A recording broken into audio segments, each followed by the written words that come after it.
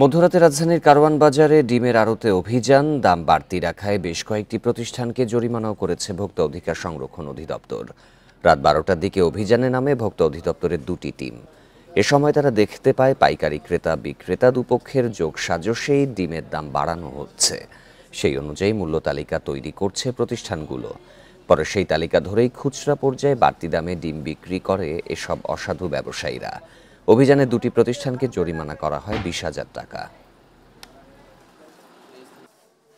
এই যে দামটা বেশি লিখে নিল এই খুচরা বিক্রেতা, উনি যখন তার দোকানে কোনো তদারকি টিম যাবে, তদারকি টিমকে ওনারা দেখাতে পারবেন যে দেখেন আমি বেশি দামে ক্রয় করেছি, এই জন্য বেশি দামে বিক্রি করছি। ফলে আলটিমেটলি ভোক্তার পকেট থেকে অতিরিক্ত পয়সা কাটার যে ফন্দি, সেটি মূলত এখানে করা হয়েছে।